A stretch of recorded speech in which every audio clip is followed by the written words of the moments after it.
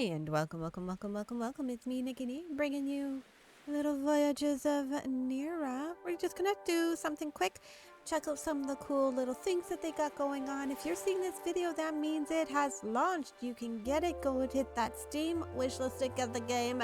Check out a Twitch streamer because there are drops going on. So, we are gonna just take a quick look and see what we got going on here. When we first get in, we have the opportunity to do multiplayer up to 10 players, people. 10 players! We got our dedicated server, and we can do a single player, because sometimes, especially when you're really wanting to get into the lore, it's just nice to get in there, learn the lore as a single player, then invite all your friends in and conquer everything without having to worry about feeling like you're missing anything. But Voyagers of Nera has really done a good way of being able to combat that, because once the lore is always there, it doesn't disappear or anything like that. So if you miss something, if you are in the multiplayer and you miss something, you can go back, read what is out there as per the lore on the writings on the walls and the monuments and that, and you'll be fine. Okay, so we're going in the single player. Here's our world, brand new world. We're starting with a new game, so we can adjust our difficulty as well as, oh, my favorite, thank you, Treehouse Games. When I play survival games, I'm scuffed as heck, and you all know I'm scuffed as heck.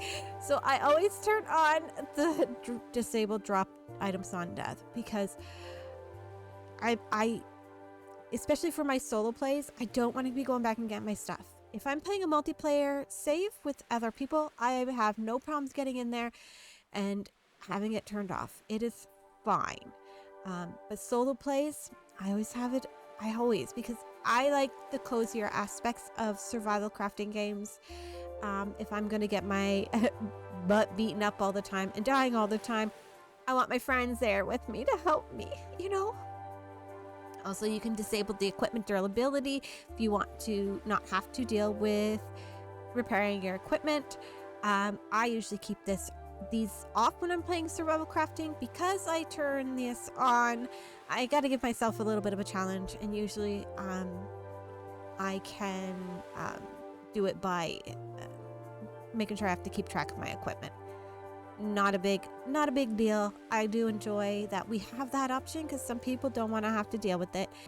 We also have the player damage multiplier, enemy damage multiplier, and the gathering rate multiplier. I'm just going to keep them all at 1. We're going to play as default and as much of the way that the dev team had intended it. But yeah, so this is our configure game menu. So got some really nice options here. There's return. There's also the cogwheel here for our main settings as well. This is where you can change your language, and you can also change details about our audio and graphic settings. So very simple, very easy. Again, you could turn on and off the UI chat. Thank goodness. Again, during the playtest, we had the option. We didn't have this option, and there was always like this little box, and it drove me bonkers. Because I was playing solo, so I didn't need the box. It's great to be able to toggle it on and off again. Love that. Graphic quality, I typically play. I have a 3070 NVIDIA 3070. I usually play at a medium. High, my computer can do it. But visually for me, for myself, personal preference has nothing to do with the game itself. I prefer to play on medium graphics. Low still looks pretty, still looks wonderful, and that it's just my personal preference. And I usually keep things pretty basic. We do have the advanced. If you really want to get into the nitty-gritty, we have these options. We have the options on different quality. The gamma, if you want it lighter or darker. They also have the advanced lighting. So we'll have to take a look at that when we get into game, how it looks different. But we'll take a look at that before we get off this before we end up doing that. So we're gonna start the game and see what we got going on here.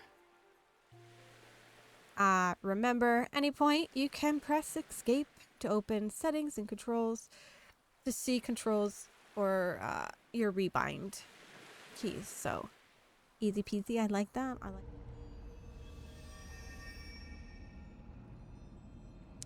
Okay, so now that we're in the game, we're gonna take a quick look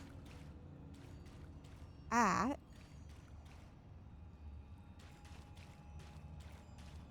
how does the lighting change. Okay, so we're gonna hit our and go to audio and display. Remember we had that advanced setting and we had the light. Okay, let's take a look, see the difference. So that's the advanced lighting on.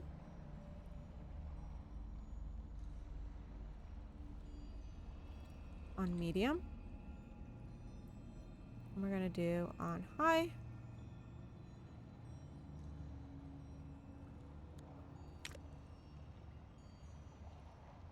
And that's the advanced lighting on high.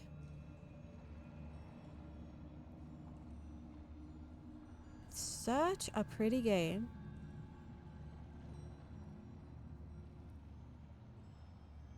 Isn't it? Now we're gonna turn off the advanced lighting. Just so you kind of get to see kind of what it does. Advanced lighting off on high.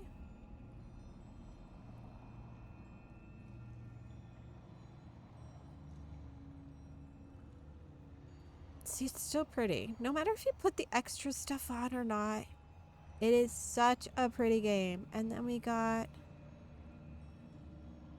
medium. And then I'll do it on low as well. I should have done that. That's without the...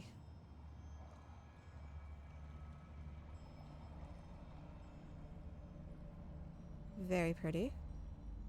And then we're going to take a look at on low without. There's a difference. But it's still very pretty. It's like, it's hard to explain, but it's brighter. So I would definitely turn down the gamma. But it's still so pretty.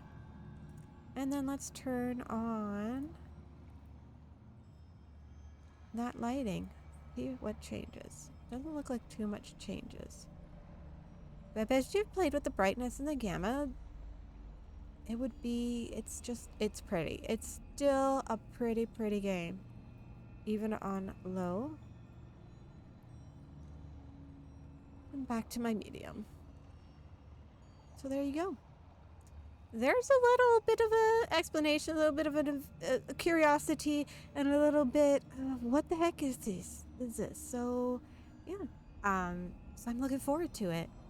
So, until next time, bye.